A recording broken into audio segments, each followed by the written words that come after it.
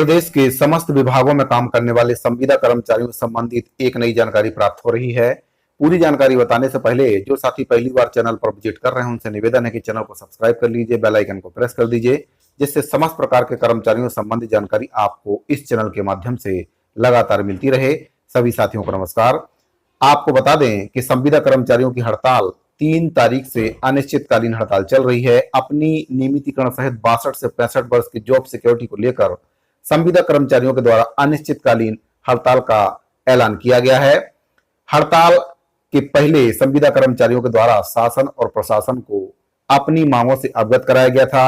नियमितीकरण के लिए पदयात्रा निकाली गई, उसके बाद रथ यात्रा निकाली गई और 90 विधानसभा में शासन के जो जनप्रतिनिधि हैं उनको ज्ञापन सौंपा गया, अपनी मांगों से उनको अवगत कराया गया। लेकिन उसके बाद भी शासन के द्वारा संविदा कर्मचारी, अनियमित कर्मचारी और दैनिक वेतनभोगी कर्मचारियों जो वादा अपने जनघोषणा पत्र में किया था, बिंदु क्रमांक 11 और 30 में सरकार ने वादा किया था। सरकार के 4.5 वर्ष पूरे हो जाने के बाद भी सरकार के द्वारा वह वादा पूरा नहीं किया गया है, जिससे नाराज होकर प्रदेश के समस्त विभागों में काम करने वाले अनियमित संविदा कर्मचारियों ने अनिश्चितकालीन हड़ताल का ऐलान 3 जुलाई से किया है।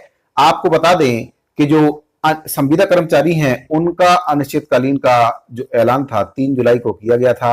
वहीं पर स्वास्थ्य विभाग के जो कर्मचारी हैं उनके द्वारा भी 4 जुलाई से अनिश्चितकालीन हड़ताल का ऐलान किया गया था। लेकिन माननीय टीएस बाबा से मुलाकात के बाद स्वास्थ्य कर्मचारियों के द्वारा अपनी हड़ताल समाप्त कर दी गई है। टीएस बाबा के द्वारा स्वास्थ्य कर्मचारियों के प्रतिनिधि मंडल को माननीय मुख्यमंत्री महोदय जी से मुलाकात कराई गई, जिसके बाद स्वास्थ्य विभाग के जो कर्मचारी हैं उनके द्वारा हड़ताल समाप्ति घोषणा कर दी गई है। यहां पे मैं संविदा कर्मचारियों को एक बात स्पष्ट करना चाहूंगा कि जो हड़ताल समाप्ति की घोषणा की गई है वह स्वास्थ्य विभाग के अंतर्गत जो नियमित कर्मचारी हैं उनके द्वारा हड़ताल समाप्ति घोषणा की गई है। यहाँ पर संविदा कर्मचारियों के द्वारा जो सर्व विभागीय संविदा कर्मचारी महासंघ के बैनर तले जो हड़ताल चल रही है उनके द्वारा ऐसा कुछ भी नहीं किया गया है। चूंकि स्वास्थ्य विभाग की जो हड़ताल चल रही थी उसमें भी अनियमित संविदा कर्मचारियों के और एनआरएचएम के अंतर्गत जो कर्मचारी काम कर रहे हैं उनके नियमितीकरण की मांग उसमें शामिल है।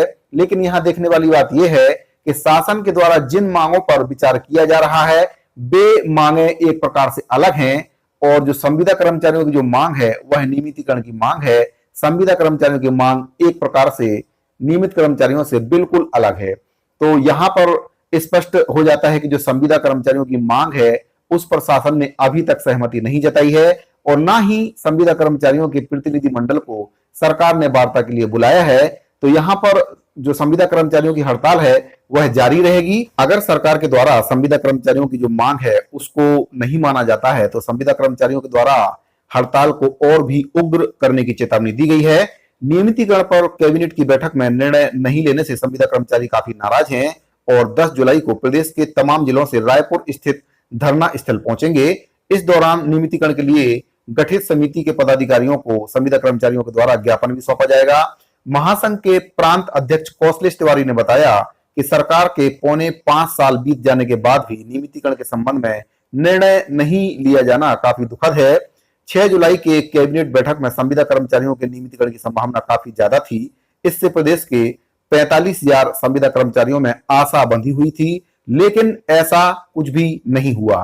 कैबिनेट की बैठक में संविदा कर्मचारियों के नियमितीकरण पर कोई भी निर्णय न लेने से संविदा कर्मचारियों में सरकार के प्रति काफी रोष उत्पन्न हो गया है।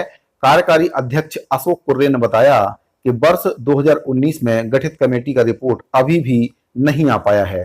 संविदा कर्मचारी लगातार इसके संबंध में आवेदन निवेदन करते आ रहे हैं, लेकिन उनकी जो परेशानी है उसको कोई भी नहीं समझ रहा है। कार्यकारी अध्यक्ष हेमंत सिन्हा ने कहा कि आंदोलन अब और भी तेज होगा क्योंकि सरकार बात करने की कोई भी पहल नहीं कर रही है। मीडिया प्रभारी एवं प्रवक्ता सूरज सिंह ठाकुर ने कहा कि राजधानी में जुटी भीड़ आने वाले दिनों में सरकार का भविष्य तय कर देगी। देर से मिला हुआ न्याय भी अन्याय की श्रेणी में आता है।